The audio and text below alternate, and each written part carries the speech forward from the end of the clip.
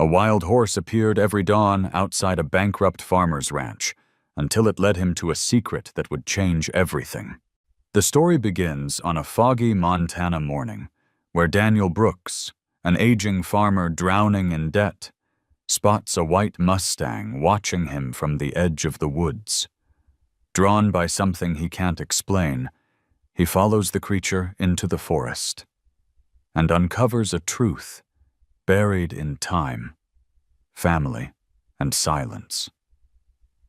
The wind moved across the plains of Montana like an old whisper, soft, endless, and tired.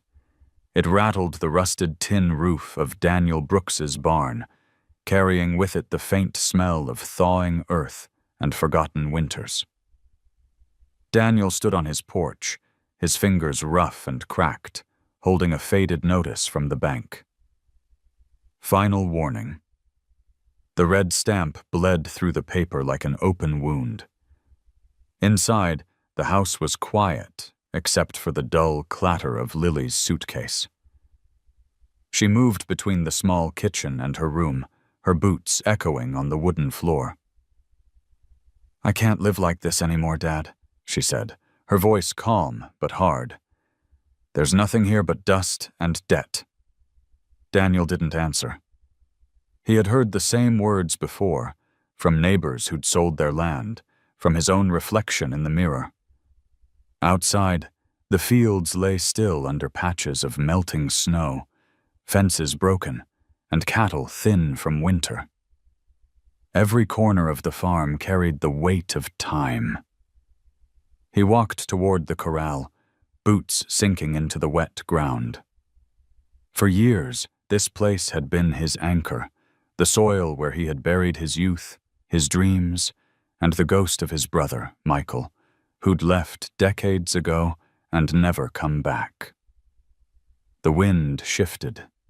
From the edge of the pine forest, something moved, a shimmer of white among the trees. Daniel narrowed his eyes. A horse. Wild. Its coat gleamed pale against the gray sky, its mane streaked with silver like frost. It stood still, watching him, too calm to be startled, too real to be imagined. He whispered, half to himself, "Where did you come from?" The horse didn't move. It only blinked once, then turned its head toward the forest, as if gesturing. Then it disappeared into the shadows, leaving behind a trail of prints on the wet soil. When Daniel turned back to the house, Lily was standing in the doorway with her coat zipped and her backpack slung over her shoulder. "What are you staring at?" she asked. "There was a horse," he said. "A white one. Out there." She glanced toward the trees and gave a small, tired laugh. "Dad, there's no wild horses left around here. Maybe it's time you stopped chasing ghosts." He looked back at the forest. The trees swayed gently, but the tracks were still there, pressed deep into the mud. He could feel something stirring inside. A pull. Quiet, but insistent, like the sound of his brother's laughter long ago. Later that evening, he sat at the kitchen table, staring at the old photograph of two boys with matching cowboy hats, him and Michael, grinning in front of the same barn that now stood half-collapsed behind the house. Lily ate in silence, her phone glowing between her hands. "You remember your uncle's paintings?" Daniel asked suddenly. She looked up, confused. "Barely. Mom used to say he left because he couldn't stand this life." "Maybe," Daniel murmured. "Or maybe he was looking for something else." "Like what?" He thought for a long time before answering. "Freedom." Lily gave a small sigh. "Well, I'm looking for the same thing, but I don't need to run into the woods to find it." He didn't argue. The years had taught him that silence often said more than anger ever could. When she went to bed, Daniel stayed by the window. the lamp casting a tired glow over the peeling wallpaper. Outside, the fields stretched endless beneath a bruised sky. Then he saw it again. The white horse, standing at the same edge of the forest, moonlight running down its back like water. This time, it turned slightly, waiting. Daniel's breath caught. He opened the door quietly and stepped into the night. The air smelled of pine and melting snow. Somewhere behind him, Lily's voice called faintly, "Dad? Where are you going?" He didn't answer. He followed the prints that led toward the dark trees, the wind whispering through the branches as though carrying a message from another world. The forest swallowed him whole. The forest greeted Daniel with a hush so deep it swallowed every sound, except his own breath. Moonlight sifted through the pines in broken shards, illuminating the faint trail of hoofprints ahead. The ground was soft with thawing snow, releasing the scent of damp soil and pine needles, the smell of a world beginning again. Each step he took seemed to echo in a place where time had slowed to a whisper. He walked until the lights of the farmhouse disappeared behind him. The horse appeared again, pale and ghost-like between the trees, watching him from a distance. When Daniel stopped, it moved forward, not away. Its eyes caught the moonlight, not wild, not tame, but something older, deeper, like memory itself. "Easy there," Daniel murmured, his voice soft, almost reverent. "I'm not here to hurt you." The Mustang flicked its ears, then turned, walking deeper into the forest. Daniel followed without thinking, guided by instinct rather than reason. Somewhere in the stillness, the cold crept under his coat, but he didn't care. There was a strange pull, like a thread connecting him to that creature. And beyond it, to something he couldn't name. Back at the farm, Lily woke to the sound of the door creaking in the wind. Her father was gone. She hesitated for a moment, anger flashing across her face, but it was quickly replaced by worry. She threw on her jacket, grabbed a flashlight, and followed the faint trail of her father's boot prints. In the woods, Daniel lost sight of the horse for a moment, then found it again standing beside a shallow stream, its reflection broken by ripples. The water shimmered under the moonlight, and the horse dipped its head to drink. Daniel crouched nearby, mesmerized. He thought of Michael again, his brother's voice, his laughter, the way he used to hum while painting. Suddenly, a branch snapped behind him. Daniel turned and saw Lily, her flashlight cutting through the darkness. "Dad, what the hell are you doing out here?" He blinked, startled, but relief crossed his face. "You shouldn't have come." "You shouldn't have left," she shot back. Her breath turned to mist in the cold air. "You scared me." He wanted to tell her that he couldn't explain what drew him here, that the horse wasn't just an animal, but a message. Something sacred, like a sign. But the words stuck in his throat. The horse watched them both, still and silent, before stepping across the stream and disappearing once again into the dark. Lily groaned. "Great! You chased a horse into the woods. Now what? You think it's some kind of miracle?" Daniel didn't answer. He walked to where the horse had crossed. The air there felt different, colder, heavier, as if something ancient lived beneath the soil.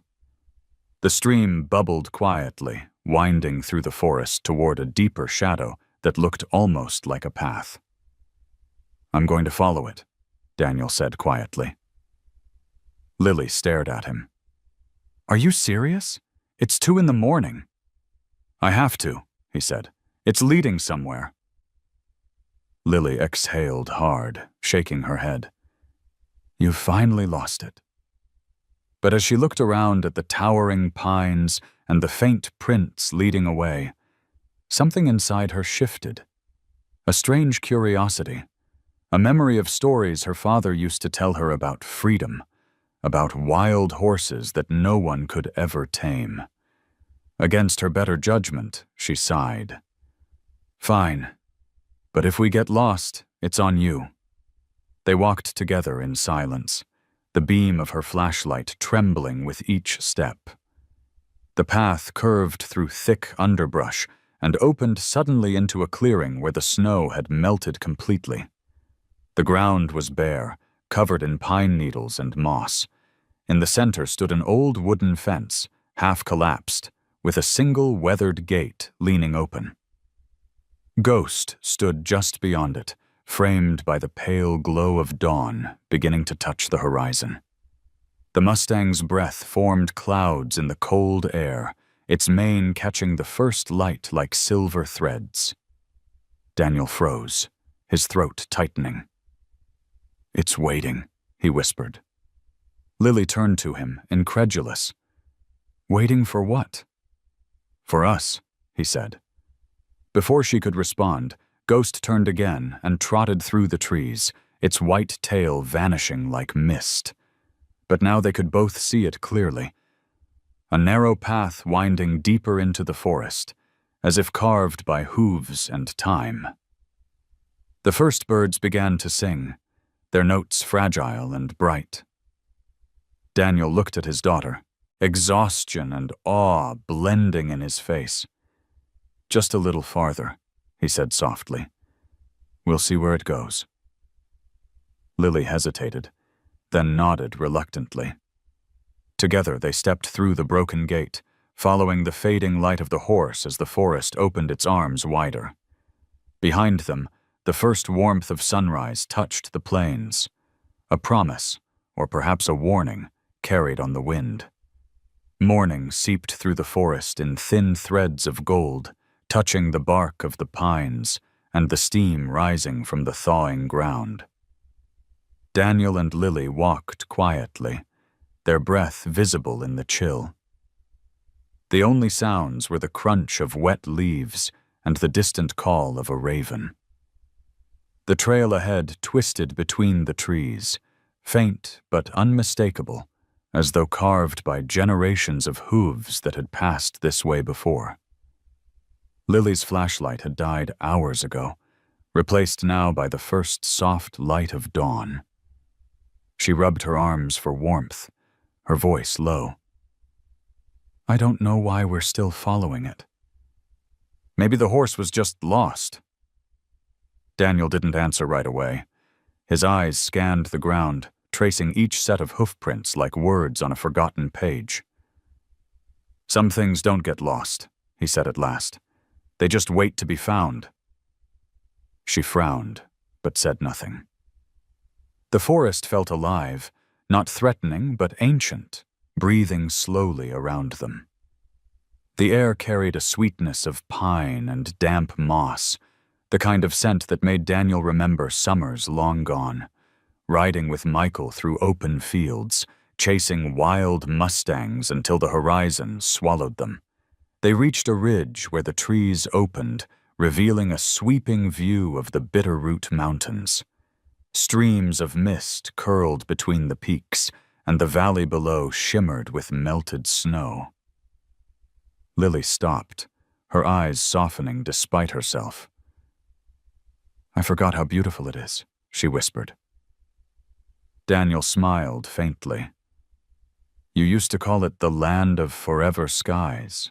You were 6. She turned to look at him, a flicker of guilt passing through her expression. People change, Dad. Dreams, too. Yeah, he said quietly, but the sky doesn't. The wind rose, carrying with it the faint sound of hooves, distant but rhythmic, like a heartbeat in the earth. Both of them turned. Between the trees on the far side of the ridge, they caught a glimpse of movement. Ghost, the white horse, walking slowly, head lowered, as if making sure they followed. See? Daniel whispered, a touch of awe in his tone. He's leading us. Lily crossed her arms. Or maybe he's just wandering. You're giving it too much meaning. Maybe, he said, and began walking again. But meaning's all we've got left, isn't it? They descended the ridge into a valley thick with mist. The path narrowed, forcing them to walk single file. Birds flitted between branches overhead, and drops of melted snow fell like small pearls from the needles. After a while, Lily began to hum softly.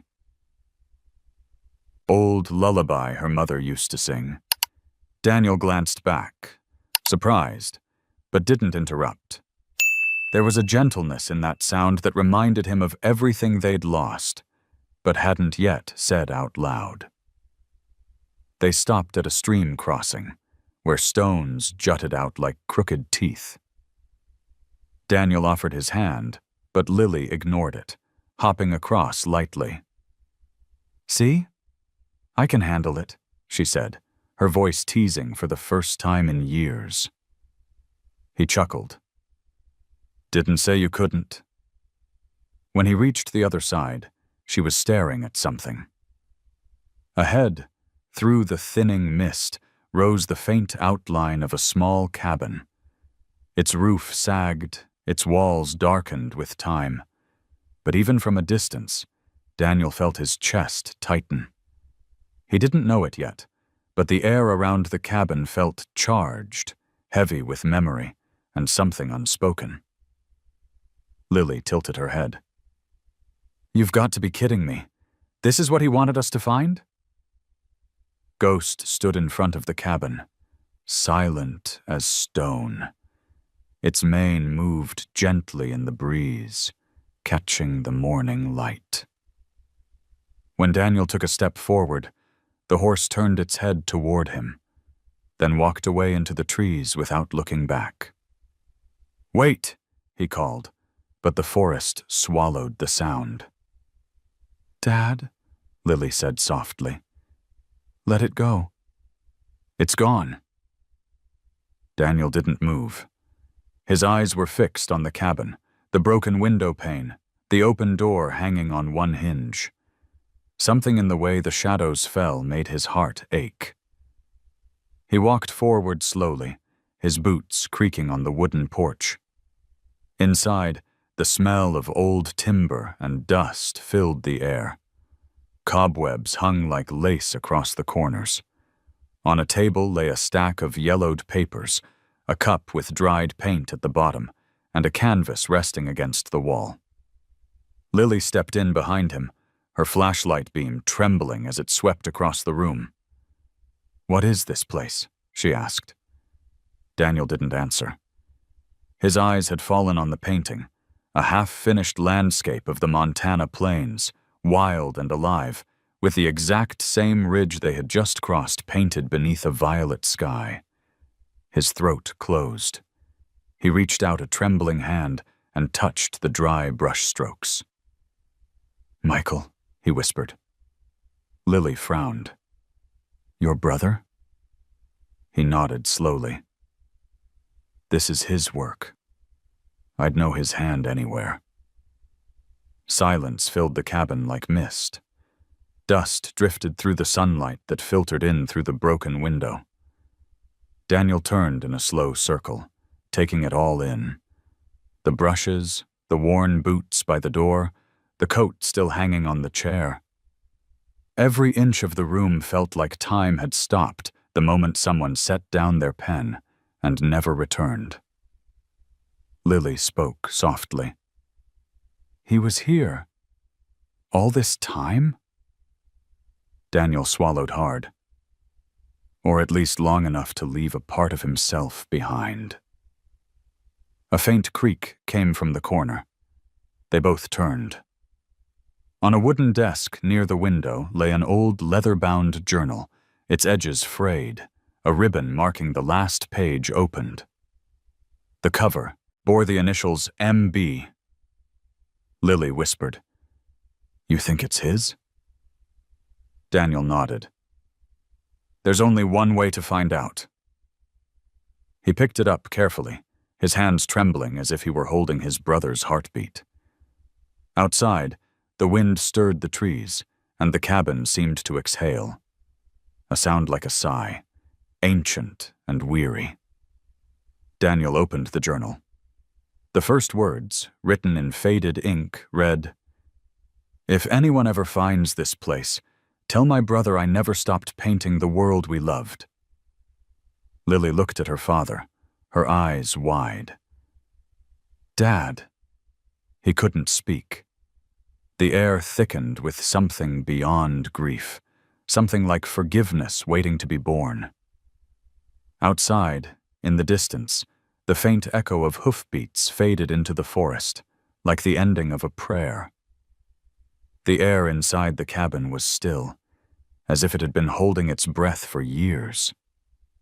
Dust drifted in slow spirals through the thin light that spilled from the cracked window. Daniel stood motionless, the journal heavy in his hands, the smell of old paint and pine resin surrounding him like a memory that refused to fade. Lily stayed near the doorway, her fingers brushing the frame, as if crossing inside would break something sacred. Daniel turned the first page. The ink had bled in places, but the handwriting was unmistakable, strong, deliberate, the same hand that once sketched wild horses on scraps of paper by the firelight decades ago. March 3rd, it read. "The snow hasn't stopped. My body is weaker now. But every morning, I paint until my hands shake. The silence here keeps me company. Maybe that's what I was looking for all along. Quiet that listens back." Daniel's throat tightened. He ran his fingers along the page, following the loops of his brother's words as if they could bridge the years between them. He was alive here, he murmured. All this time. Lily stepped forward slowly, her boots creaking against the warped floorboards. "Dad, are you sure it's him? It could have been someone else who—" "No," Daniel interrupted softly, pointing toward a small wooden box beside the desk.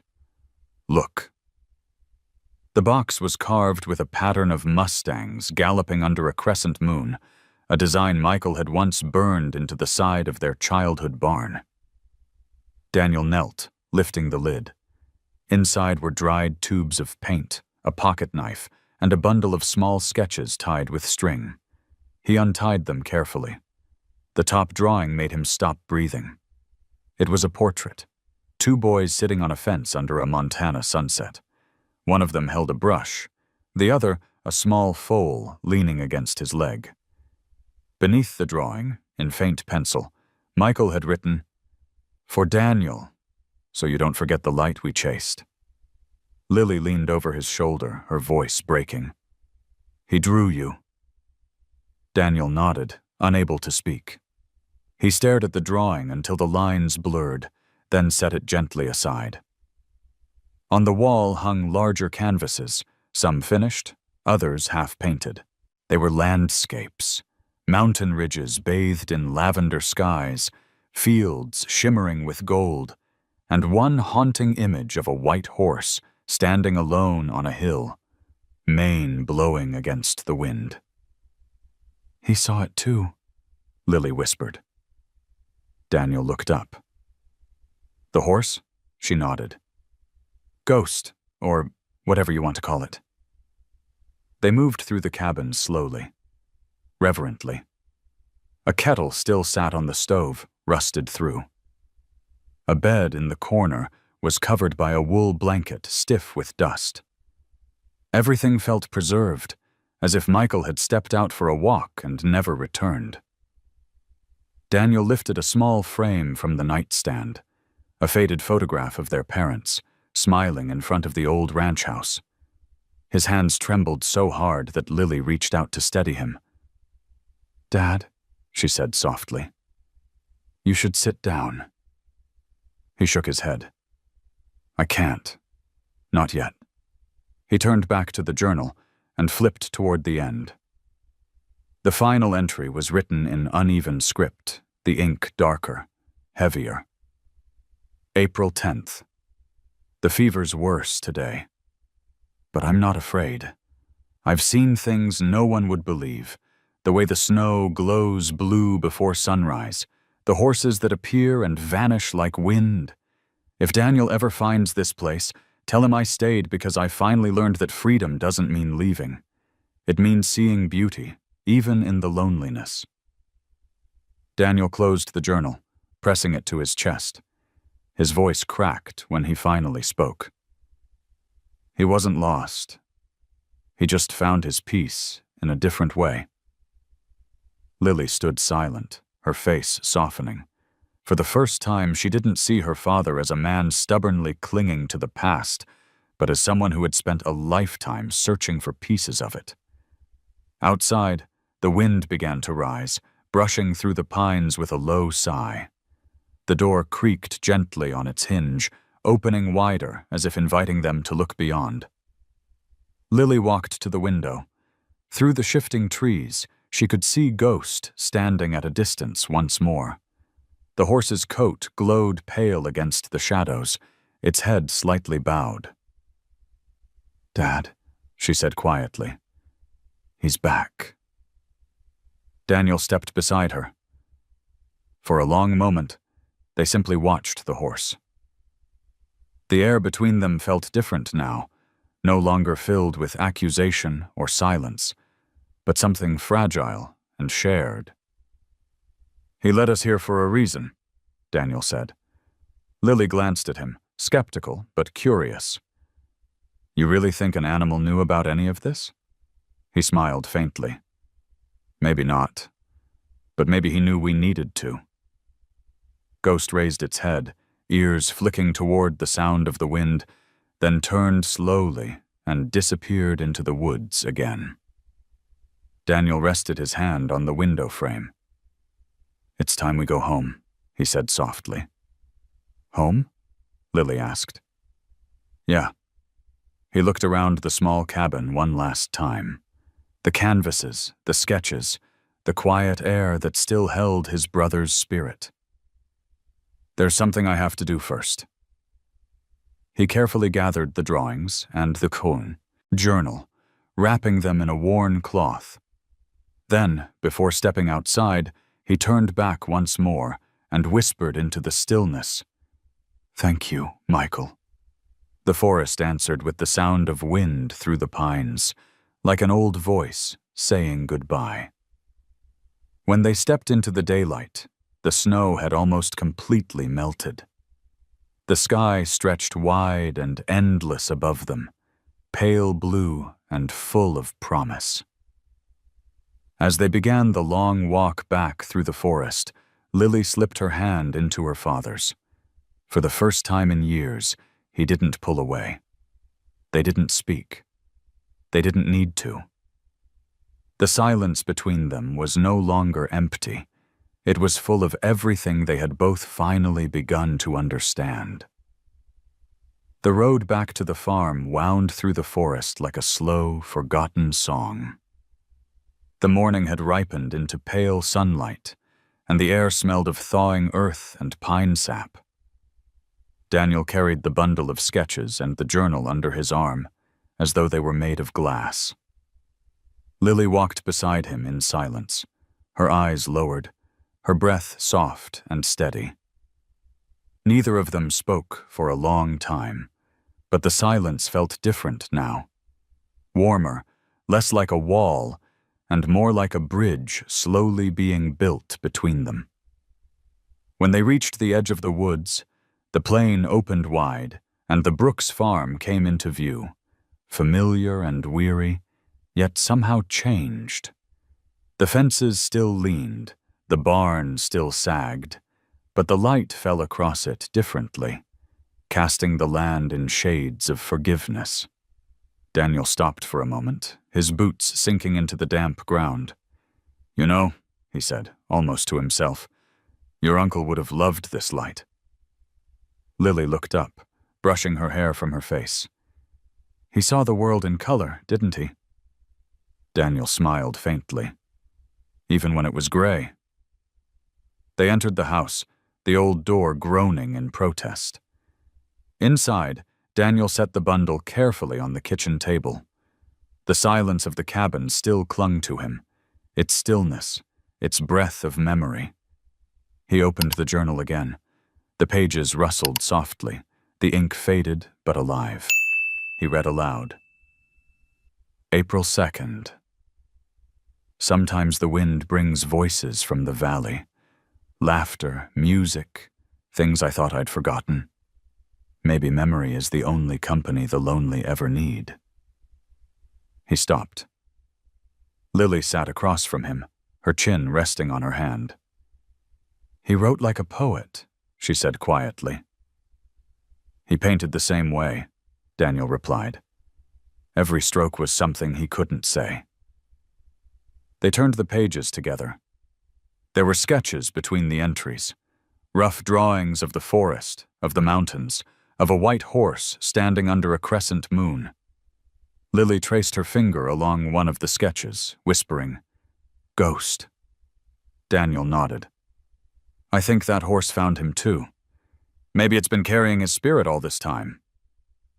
Lily gave him a look, half disbelief, half wonder. "You really think that's possible?" "I don't know what I believe anymore," he admitted. "But I know this. Some things don't end when people leave. They just change shape." Outside, the wind rattled the loose shutters. A few minutes later, Lily got up and began to hang the sketches along the wall, one by one. Daniel watched as she turned the kitchen into something resembling a small gallery. Each piece caught the light differently, and for the first time in years, the house didn't feel hollow. When she reached the last drawing, the portrait of the two boys on the fence, she paused. "Was this before he left?" Daniel nodded. "The day before. He said he needed to go find something he'd lost. I thought he meant his art." He looked down, his voice cracking. "But maybe it was himself." Lily turned back to the wall, her eyes glistening. "Maybe he found it, just not where anyone expected." Daniel looked at her then. Really looked. There was a quiet strength in her face that reminded him of her mother, and something even older, something that belonged to the land itself. He realized that for years he had been so afraid of losing her that he hadn't seen how much she had grown beyond his fear. The kettle on the stove began to whistle softly.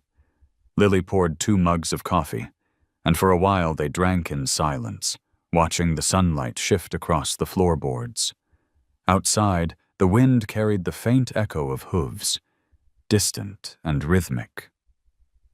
Lily set her mug down. "Did you hear that?" Daniel smiled. "He's still out there." The afternoon wore on, and Daniel kept reading. April 7th. Michael had written, "I dreamt of Daniel again. He was still a boy, angry that I'd left. But in the dream, he smiled at the end. I think that means he forgave me, or maybe it means I forgave myself."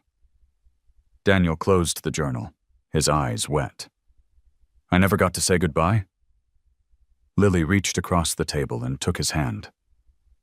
"Maybe this is goodbye," she said softly. "And maybe that's enough."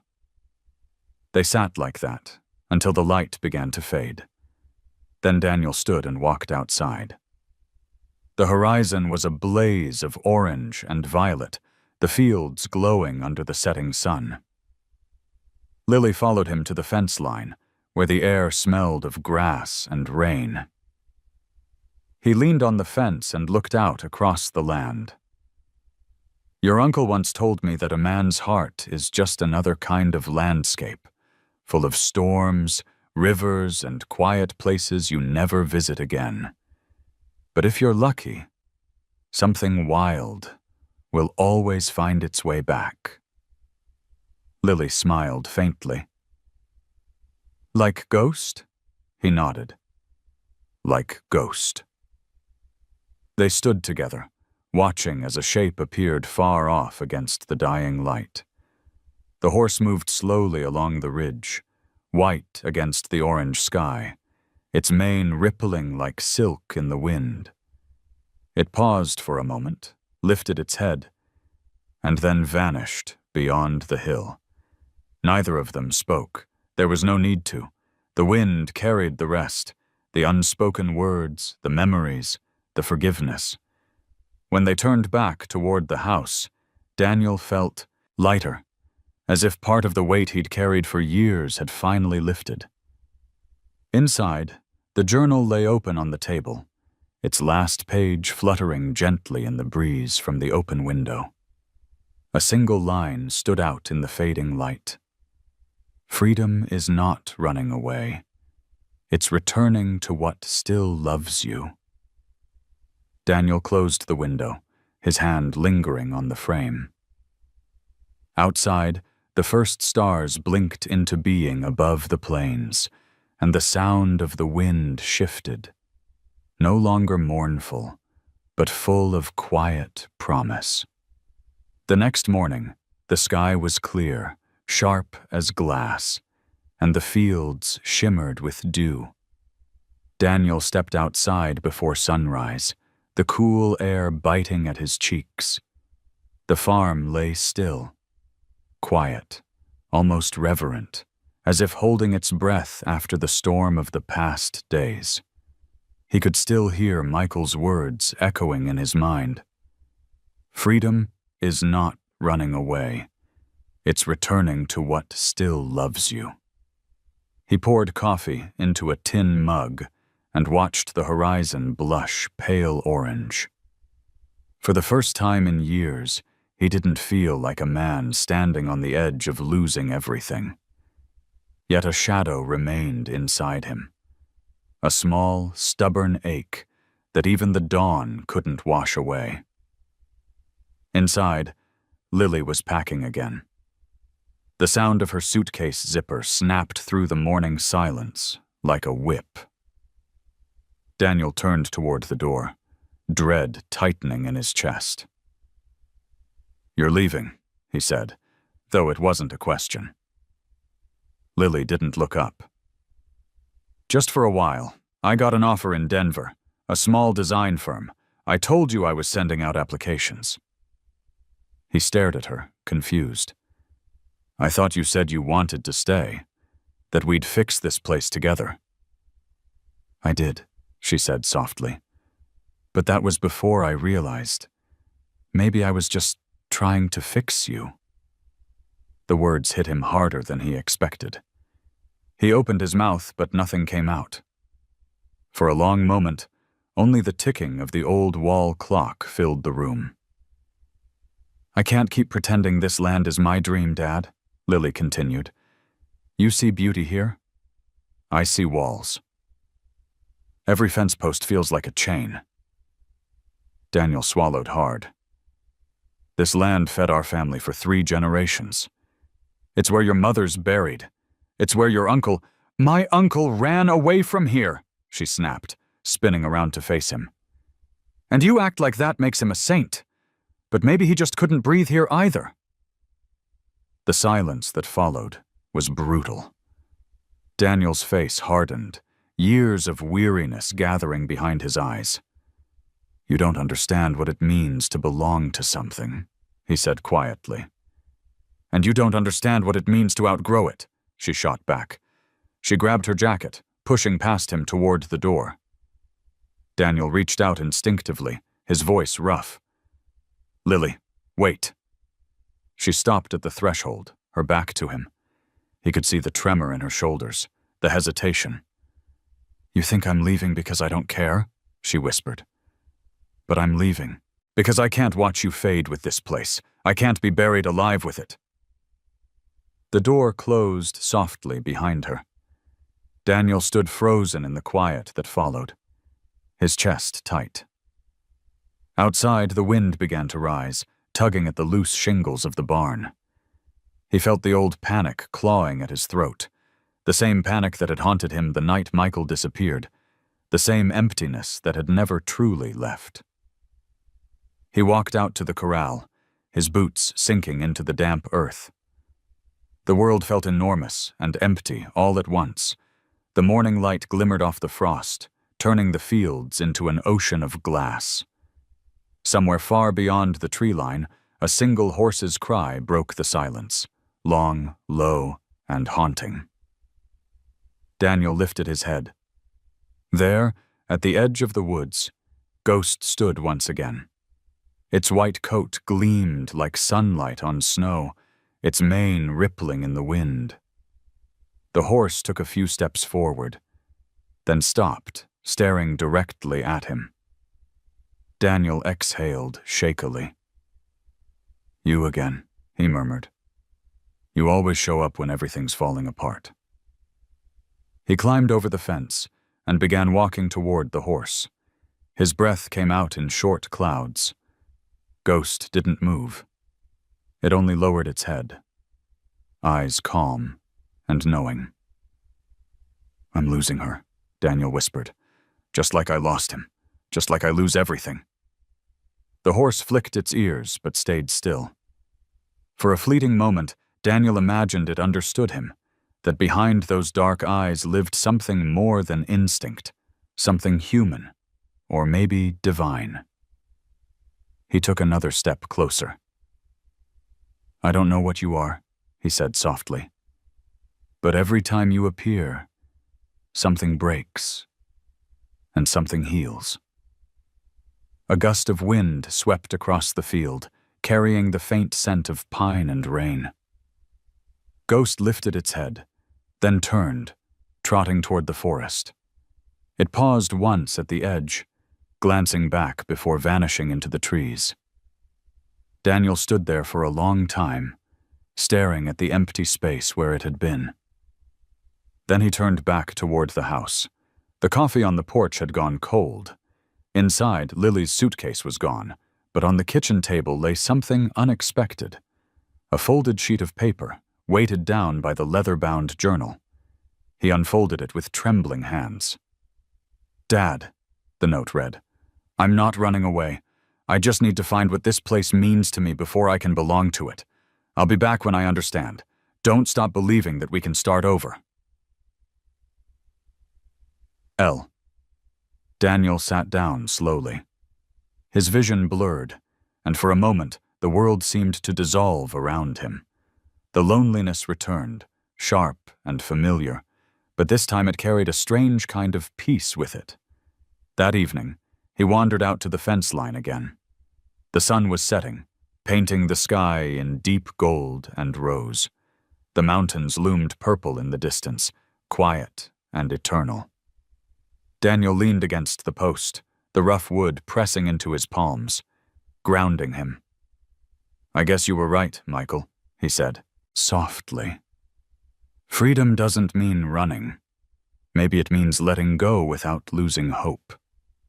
As the last light faded, he thought he heard the faint sound of hooves again. Steady, rhythmic, fading into the horizon like a heartbeat that would never stop echoing. He didn't turn around this time. He just listened. The day after Lily left, Daniel waited for the light to turn thin and blue, the kind that makes everything honest. He saddled nothing, carried nothing but a thermos and Michael's journal tucked into his coat, and set out on foot toward the tree line. The air was crisp enough to sting, but he welcomed it. A clean ache was better than the dull one that had lived in his chest for years. Behind him, the farmhouse kept its distance the way old houses do when they've heard too much. Ahead, the pines stood in patient rows, holding what he knew he had to face. By the time he reached the ridge, frost had burned off the needles and the ground gave under his boots with a quiet sigh. The path remembered him. At least that's what he told himself, curving the way a hand might close around another. He didn't look for Ghost. He had learned that some presences were truest when you didn't ask them to prove themselves. He passed the stream, the stones dark with meltwater, and climbed the last rise where the roofline of the cabin appeared, slumped but still holding. Inside, the stillness met him like an old friend who doesn't insist on talking. Dust lifted, settled, lifted again with each breath. He opened the window a little, so the room could feel the day, and the air moved across the floorboards, carrying a hint of resin and a sweetness he remembered from summers when Michael mixed linseed oil with color until the whole world seemed a shade more possible. Daniel stood for a moment with his hand on the sill, eyes closed, letting the place decide if it would have him back. He set the journal on the desk and took stock. The canvases waited along the walls, some finished, some paused mid-thought. A single chair, a kettle. The coat still hung where it always had, the shoulder threaded with sunlight. He rolled his sleeves and began with what he could touch. Swept first, gentle, slow, like he was brushing hair from a sleeping person's face. Each pass revealed a little more grain in the wood, a little more of the cabin's intention. He wiped the panes until the forest sharpened, then the table, then the shelf with the paint tubes, laying them out in a neat row, though most were dry and stubborn as stones. He made a small altar to usefulness on the desk, the sharpest pencil, the last good brush, the pocket knife with a notch in the handle. Beneath a stack of brown paper, he found a rag wrapped around something rectangular and thin. He unfolded it carefully. A board. Not canvas, just primed wood, halfway painted. He knew the place at a glance. The Brooks pasture at late afternoon, fences still straight, sky wide as a held breath. In the foreground, 2 figures sat on a fence rail. Boys. Michael had blocked them in with flat tones, hat brims, elbows, the tilt of a head toward laughter. But their faces were still only suggestions, as if he hadn't decided yet who they would become. Daniel felt the floor tilt a little and steadied himself with a hand on the desk. He set the board upright and stepped back. It wasn't nostalgia that moved through him. It was recognition, the kind that empties you out so something larger can take your place. He thought of the bank's red stamp waiting at home, the calls he avoided, the way words like mortgage refinance and home insurance had begun to sound less like lifelines and more like weather. He could feel the weight of the farm on him, even here, even now. But in the painting, the land didn't hold him down. It lifted. He found a broom handle the right height and wedged the board on a nail so it faced the window's light. He sat. Let the hush gather again. Then he opened the journal to the last third and read without rush, following Michael's days the way a hiker traces a creek, letting the water choose the turns. April 11th. There are afternoons when the light makes everything look like it remembers me. I paint until the room disappears, and the sky is only a sound the brush makes. April 12th. Tried to finish the boys. Couldn't. One of them still refuses a face. Maybe he doesn't want one I can give him. April 14th. The white horse came at dusk. He stood where the hill breaks into the meadow and watched the cabin without fear. I didn't approach. Some distances are sacred. Daniel closed the book on that line. Sacred distances. He looked from the words to the board and back.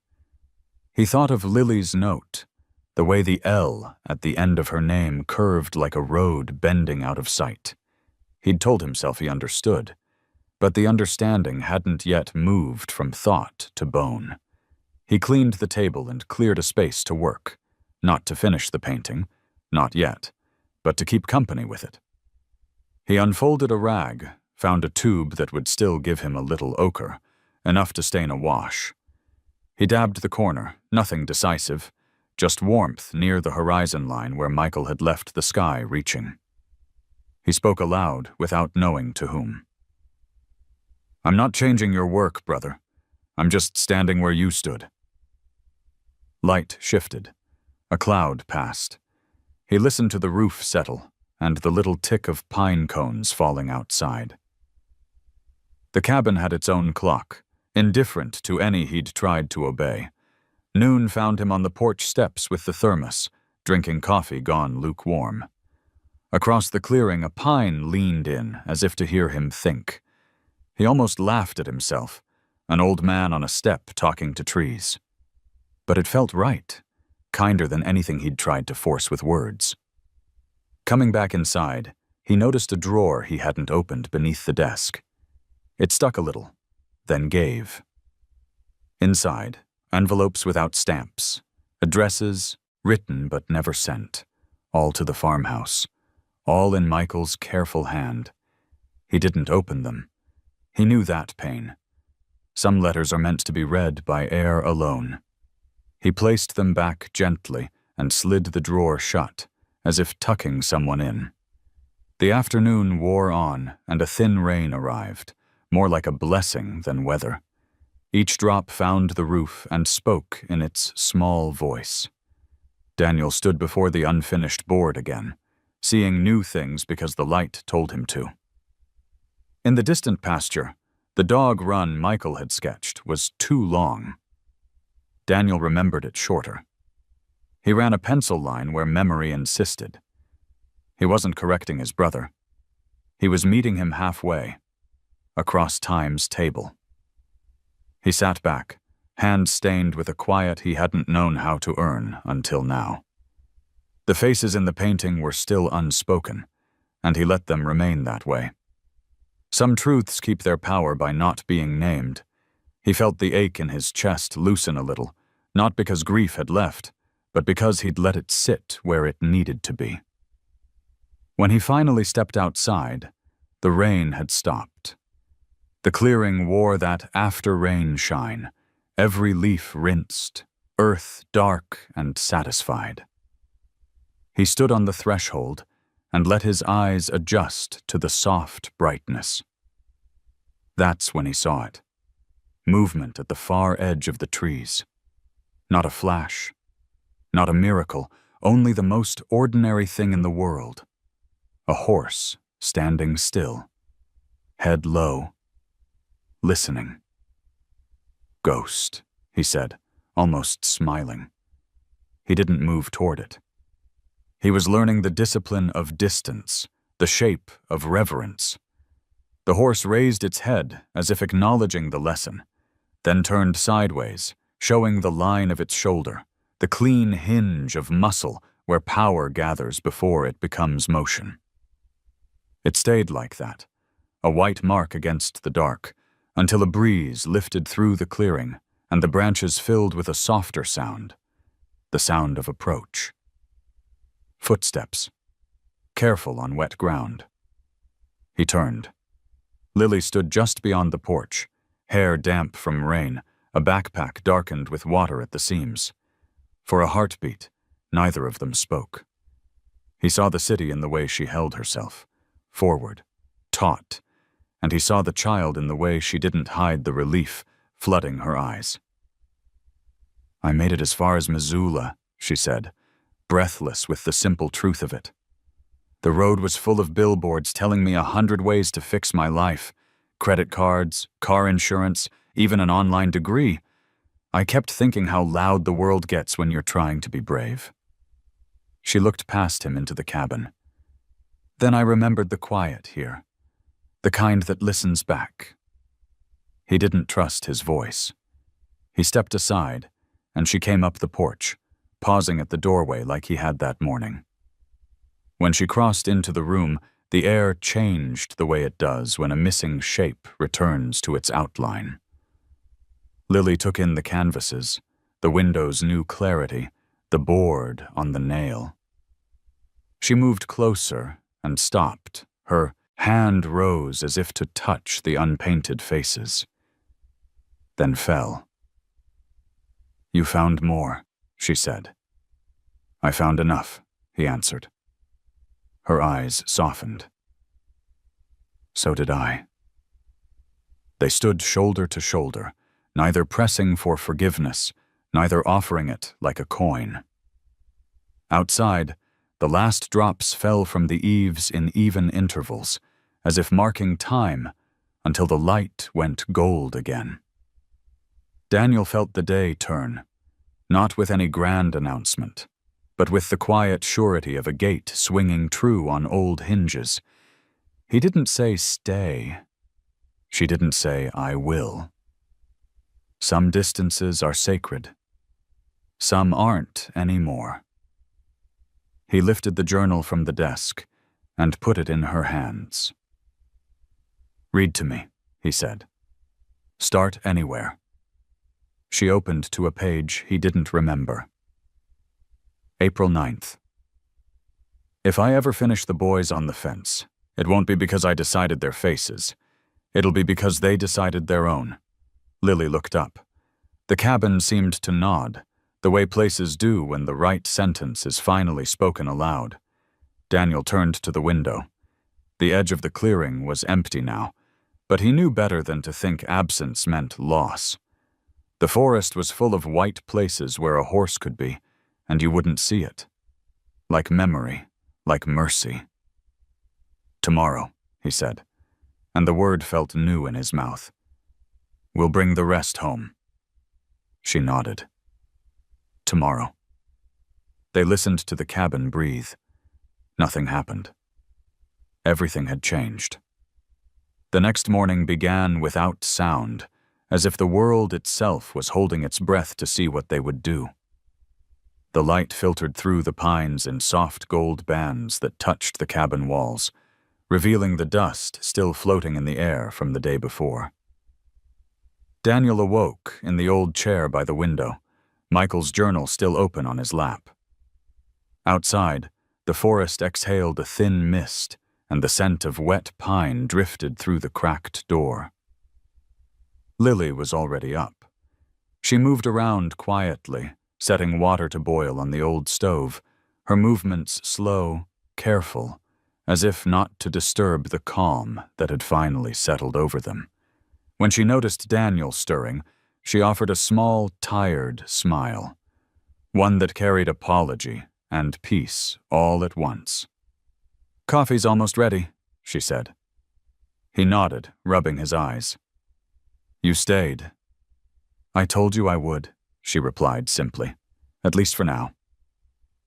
The steam from the kettle began to hum, and for a long moment neither spoke. The silence was no longer heavy.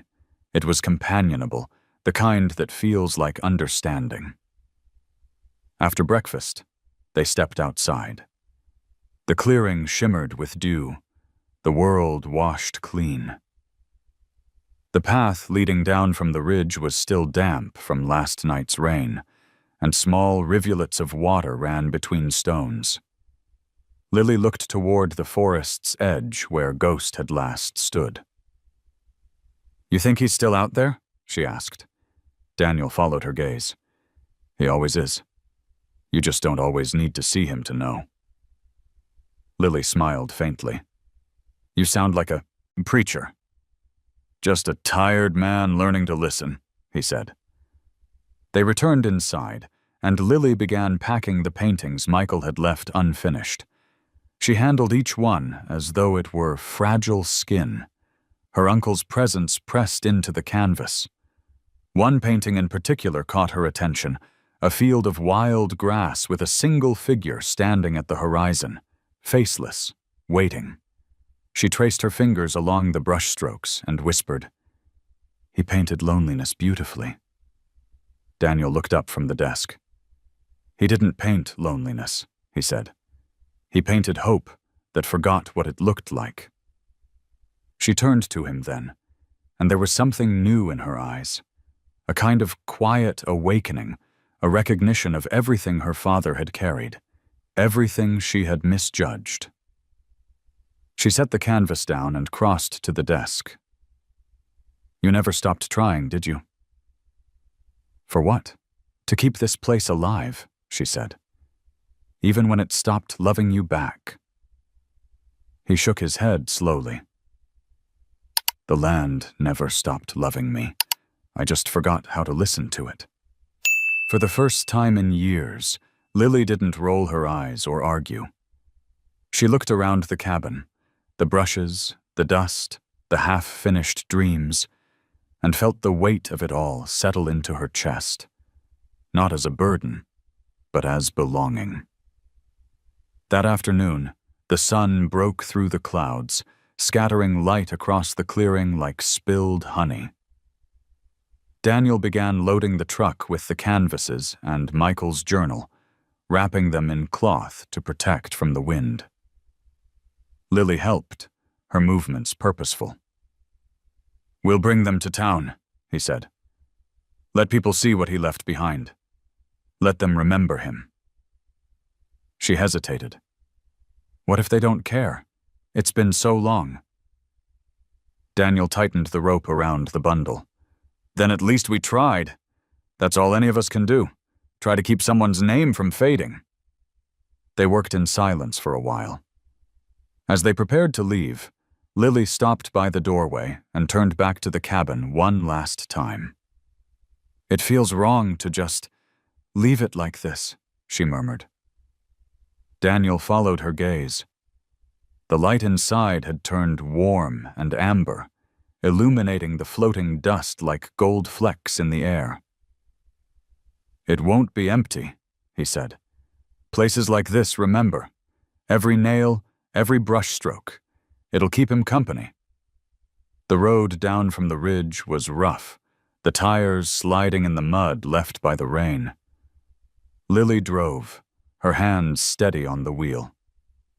The forest thinned, opening into the valley, and the world widened into open plains.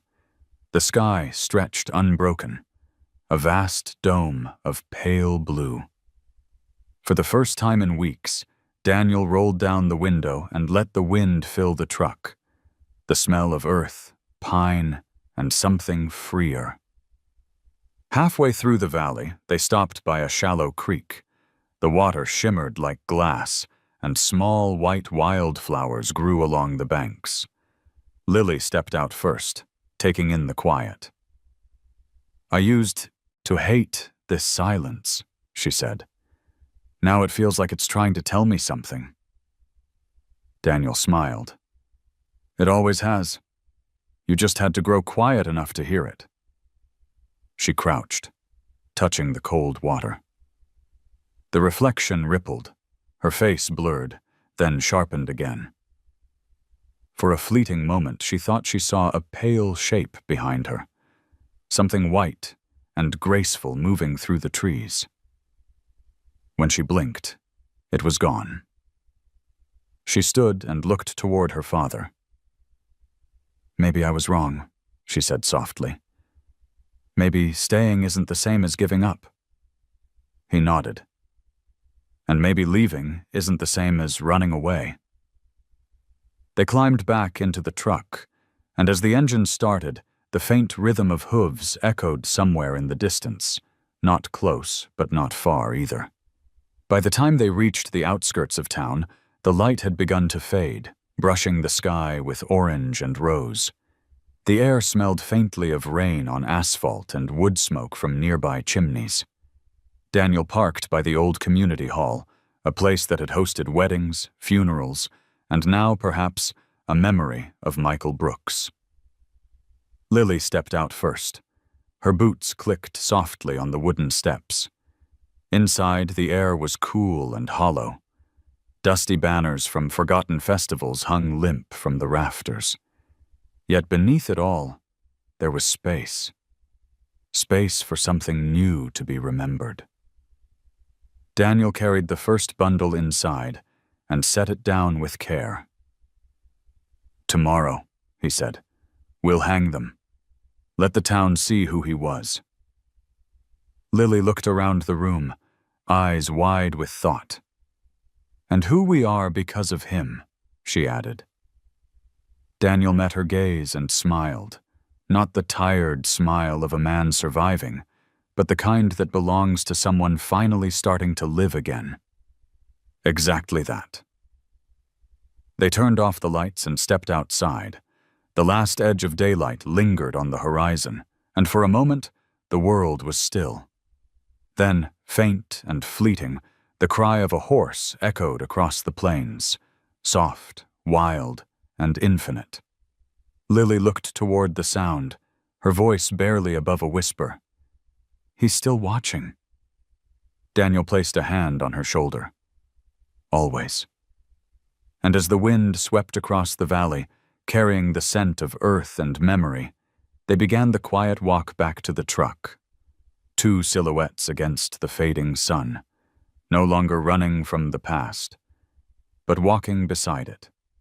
By dawn, the town still slept beneath a veil of mist, its rooftops beaded with dew, its streets quiet, except for the hum of an early wind rolling down from the Bitterroot Mountains.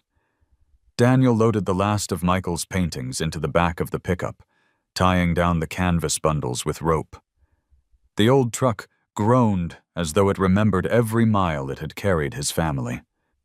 Lily emerged from the community hall with a thermos of coffee and a folded map, her cheeks flushed from the chill. "Forecast says we'll have rain before evening," she said. Daniel looked up at the sky. "Rain's never stopped us before." She smiled faintly. It has a habit of trying. They set off just after sunrise. The road wound through the valley, climbing gently between the hills, the world widening with every turn. The truck rattled, the engine coughing like an old man clearing his throat, but the sound was almost comforting. A reminder that some things, though fragile, still hold. Lily rolled down her window, letting the wind whip through her hair. "You ever think Uncle Michael would have wanted this?" she asked. "All of it? His paintings? His name back in town?" Daniel thought for a moment. He didn't paint for people. He painted because he had to. But I think he'd want his story told. Not for pride, for peace. They drove in silence after that, the road stretching like a ribbon of memory. Fields of amber grass swayed under the early sun, and far in the distance, the snow-capped peaks shimmered like ghosts of another season. By midday, the sky began to change.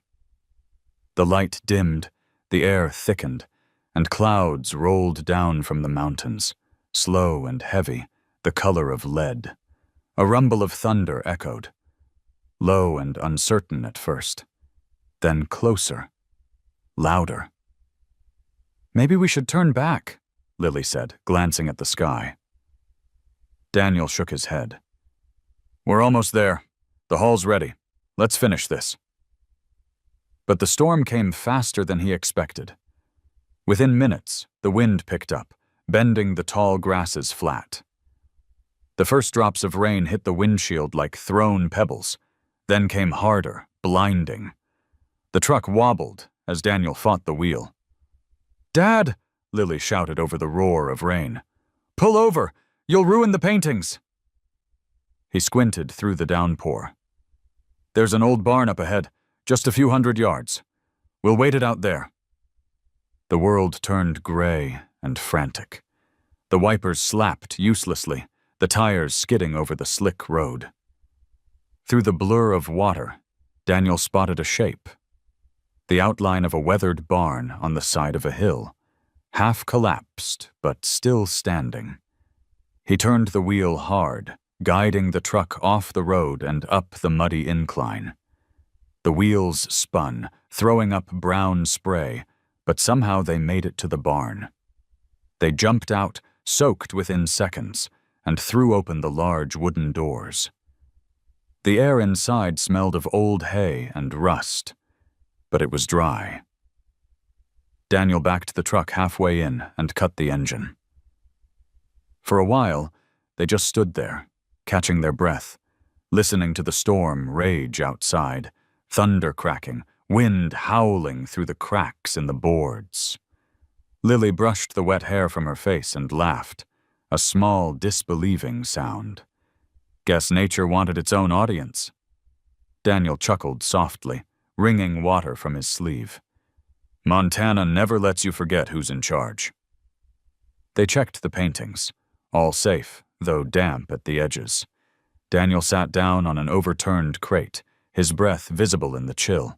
Funny, he said. I used to think storms were punishment, reminders that I couldn't control anything. But now, I think they're just a way of telling us we're still alive. Lily sat beside him, hugging her knees. You always find poetry in everything.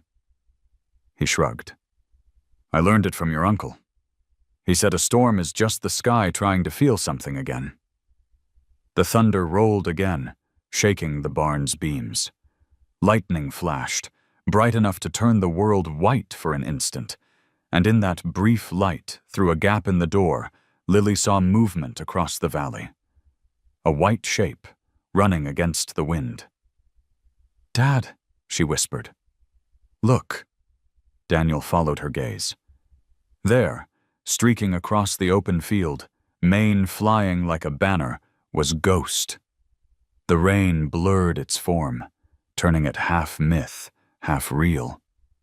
For a moment, it climbed a small rise, silhouetted against the lightning, then stopped and faced them. It's him, Daniel said softly. He always comes when the world breaks open. They watched in silence. Ghost stood there, unflinching in the storm, the wind whipping around him. Then, slowly, he turned and trotted along the ridge, leading toward the far end of the valley. He's showing us something, Lily said. Or reminding us of something, Daniel murmured. That we're not done yet. When the storm finally began to fade, the rain eased into a whisper. The clouds tore apart, revealing patches of sky the color of ash and silver. A single beam of sunlight broke through, landing squarely on the barn doors. Lily stood, her voice quiet. You know, I used to think storms were endings, but maybe they're just the world's way of washing things clean. Daniel nodded slowly. Maybe that's what forgiveness sounds like. They stepped outside. The air was sharp and new, the ground steaming where the rain met the warmth of the earth. In the distance, the ridge was empty now. Ghost gone again, leaving only tracks that the rain hadn't quite erased. They stood there, watching the last drops fall. Then Lily reached for her father's hand. Let's finish this, she said. For him, for us. He squeezed her hand, his voice low but certain. For all of us. They climbed back into the truck, the tires sinking into the soft mud before finding grip. The sun pushed through the thinning clouds, bathing the valley in pale gold. The road ahead gleamed wet and alive, winding toward town. Neither of them spoke as they drove. They didn't need to. The storm had said enough. By the time they reached the first row of houses, the sky had cleared completely. The light after the rain was pure, almost tender, wrapping the world in a quiet grace. Daniel parked in front of the community hall, stepping out into puddles that reflected the evening sun. Lily smiled, turning her face toward the light. Looks like the storm made room for something better. Daniel looked up at the sky, the clouds drifting apart. Always does, he said. They began unloading the paintings, their clothes still damp, their hearts strangely light. The storm had not stopped them. It had remade them. The morning after the storm broke clear and dazzling, as if the world itself had been freshly washed. Puddles mirrored the Montana sky, and the distant peaks gleamed white with new snow. The air smelled of wet grass, pine, and a hint of wood smoke drifting from town. Daniel stood outside the community hall, sleeves rolled up, his hands still rough with the work of carrying in the paintings. Lily, hair tied back, was already inside arranging them on the walls, humming softly. A tune neither of them quite recognized, but that somehow belonged there. The hall was small, its floorboards scuffed and uneven, its windows fogged with age. But as the canvases went up one by one, the space began to change. Michael's colors, deep ochres, endless blues, the clean white of mountain light, transformed the dusty room into something almost sacred. The largest painting, the unfinished one of the two boys on the fence, was placed in the center. Lily stood back, studying it in the morning light. "It doesn't feel unfinished anymore," she said. "It feels like it's still breathing." Daniel stepped beside her. Maybe that's what he wanted, for someone to stand here, years later, and keep it alive. They worked in silence for a while, hanging the last of the sketches and straightening the frames. The townspeople had promised to come at noon. Old friends, neighbors, the few who still remembered the Brooks family name without bitterness or pity. Daniel didn't expect a crowd. He only wanted the quiet kind of remembrance, the kind that lingers after everyone goes home. When the church bell in the square struck 12, the first visitors arrived. Mrs. Dalton, who used to teach the local art class, walked in with her cane tapping the floor. Behind her came Tom Miller from the feed store, a couple of ranch hands, and a few curious teenagers. They entered hesitantly at first, whispering as if afraid to disturb the room. But then, one by one, they stopped speaking altogether. The paintings did the talking. A murmur of recognition spread through the hall, the way people react when they see not just art, but memory. "That's our valley," someone whispered. "That's the bridge by Miller Creek." An old man pointed at a canvas of a storm over the bitterroots and said, "He caught the wind right. You can almost feel it." Daniel stood near the back, his hands in his pockets, watching. He didn't need to speak. For years he had believed his brother's story had ended in failure. A man who vanished, leaving behind only silence. But now, that silence was breaking in the most gentle way possible.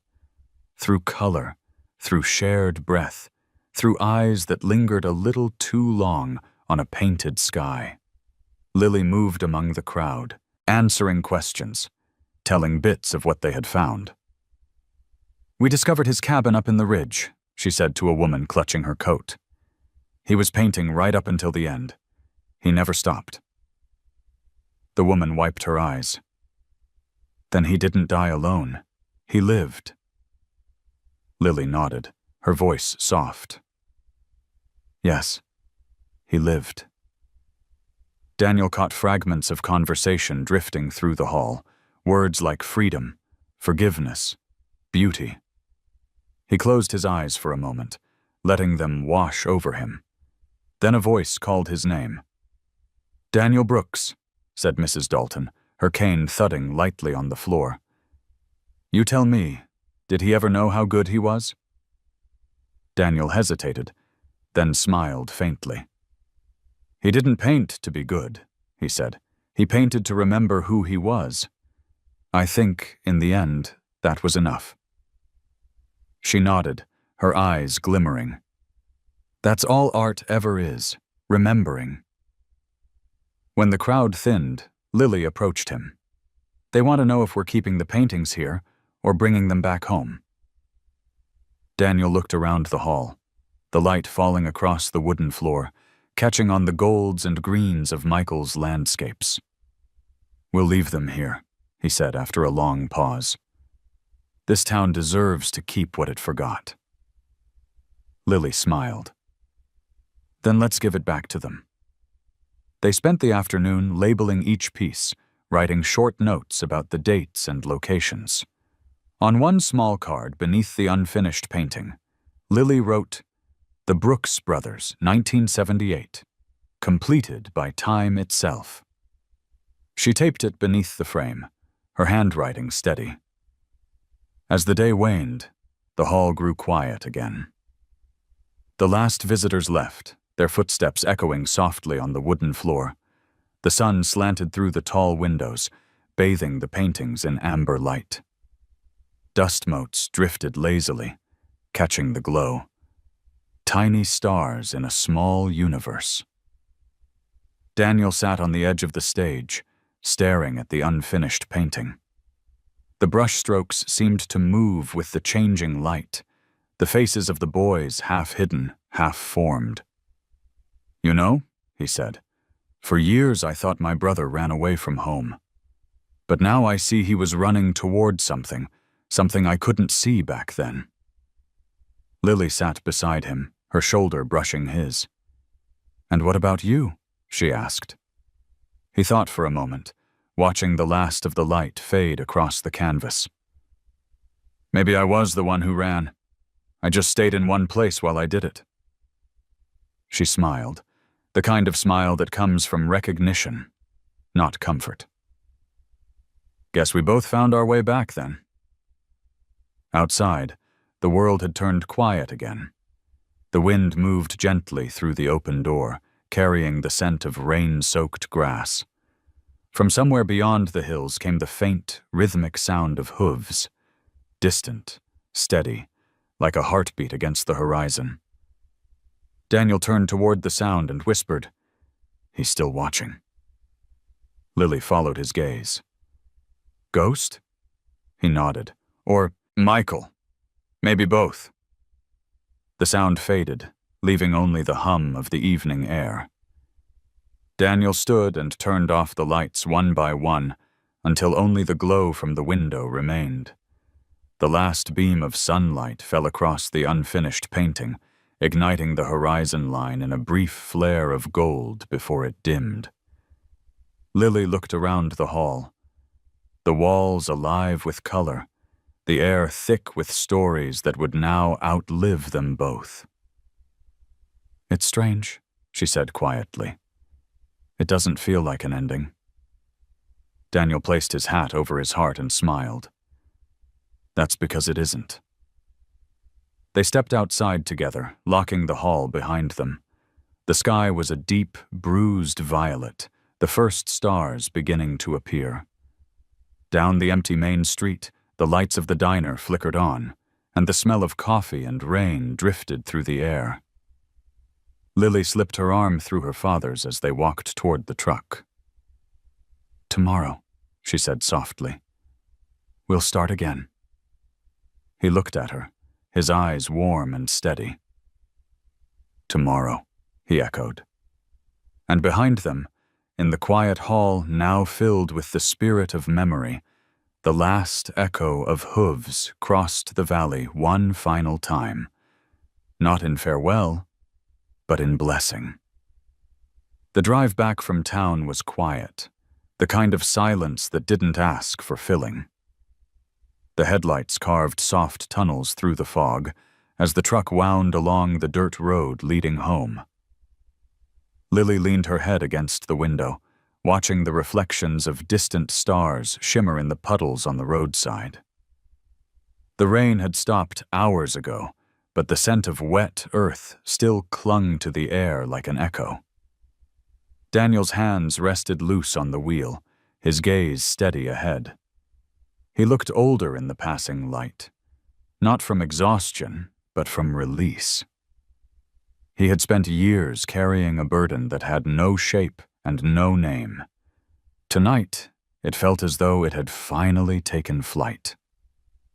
They reached the farm close to midnight.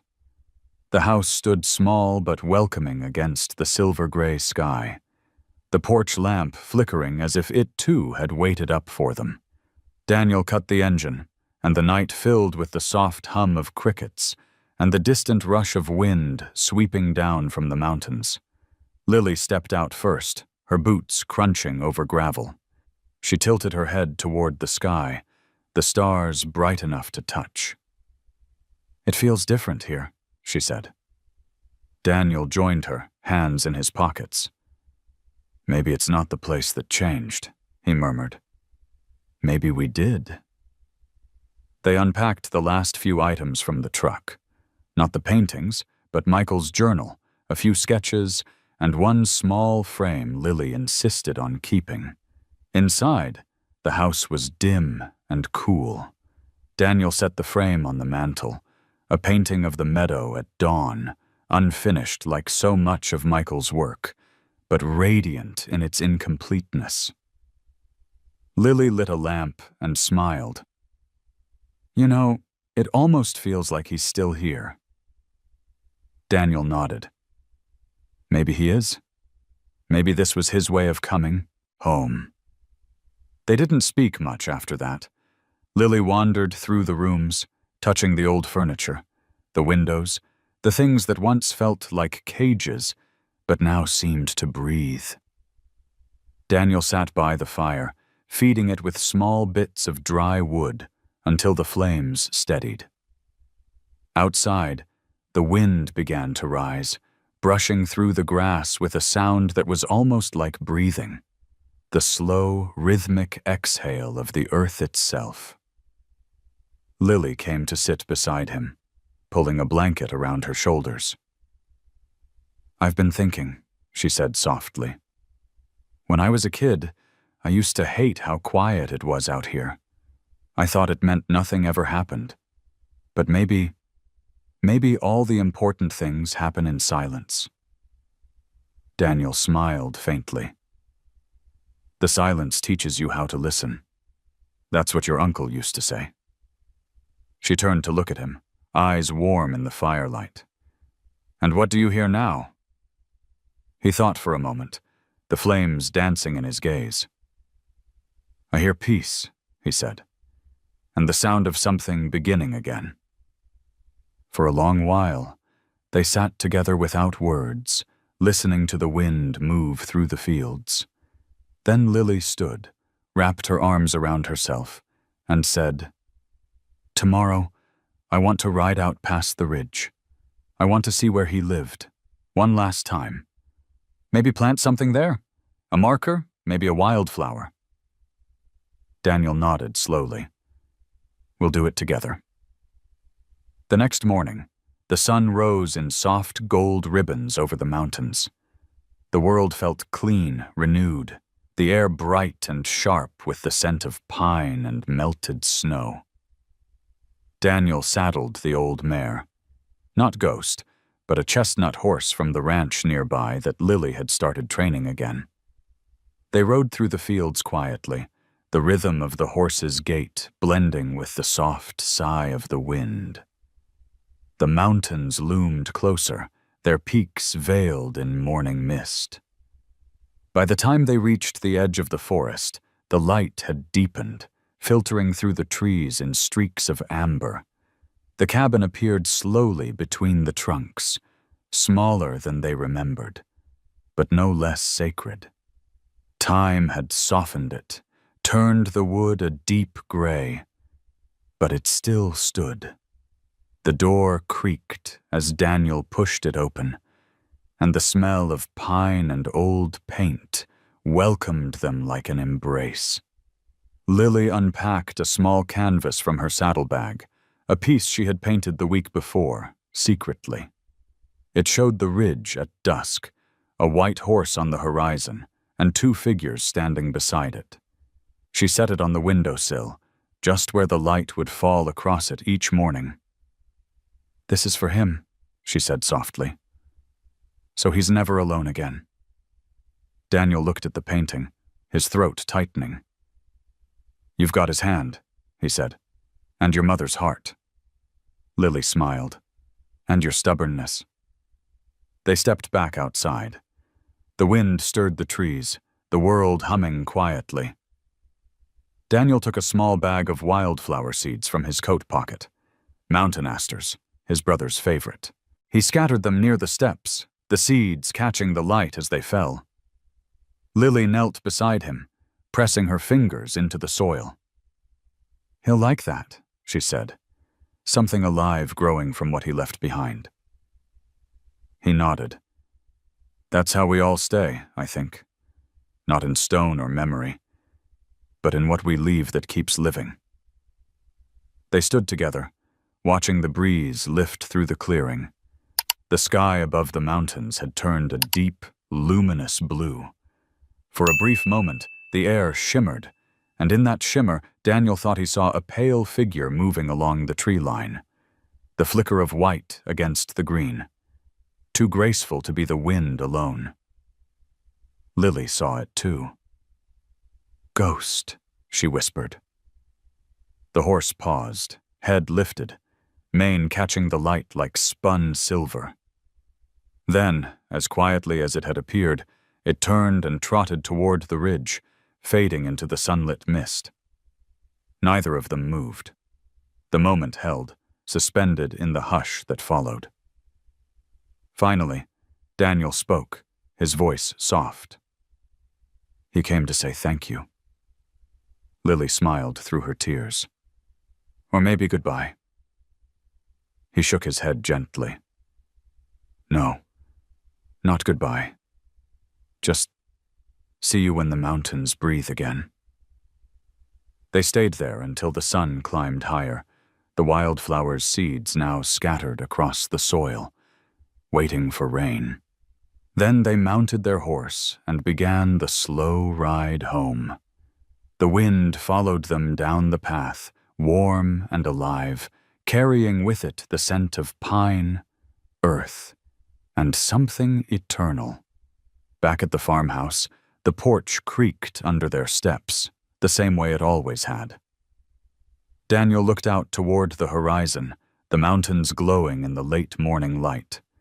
For the first time in years, he felt no weight, no ghosts that needed chasing, only gratitude. Lily leaned against the porch rail, her face calm. "Do you think the seeds will grow?" she asked. He smiled. "If the mountains are kind, they will." She looked toward the ridge, where the sky seemed to touch the earth, and whispered, "They always are." And as the wind stirred the fields below them, it sounded almost like a breath, the quiet, steady exhale of a land at peace, finally remembering how to live again. Evening came with the kind of light that seemed to forgive everything it touched. The plains stretched wide and endless under a sky, washed in gold and violet, the air trembling with the faint hum of crickets. Daniel stood on the porch, a cup of coffee cooling in his hands, while Lily painted quietly nearby, her easel set on the grass, where the wind moved through her hair like water. Behind them, the farmhouse glowed with the warmth of a life finally reclaimed. The mountains loomed in the distance, dark and still, their peaks fading into clouds. Between the last rays of sunlight and the first breath of night, the world felt perfectly balanced, as if it, too, were holding its breath. Daniel took a long sip, watching Lily's brush move with the confidence of someone who had learned to listen to silence. "You're getting faster," he said softly. She smiled without looking up. "I'm not painting faster," she replied. "I'm just not afraid to start anymore." He chuckled, the sound low and warm. "That's half the battle." They stayed like that for a long while, father and daughter wrapped in the slow rhythm of evening. A hawk drifted across the sky, its shadow passing over the field like a memory. Somewhere beyond the ridge, the faint echo of running water reached them, the creek that fed the land back to life each spring. When Lily finally put her brush down, she stepped back and studied her work. The painting showed the meadow behind the house, bathed in the glow of sunset. But there, near the horizon, she had added a small white figure, a horse standing alone, its mane rippling like light. Daniel noticed and smiled. You couldn't resist. She shrugged. He belongs there. He always did. He walked over to see the painting up close.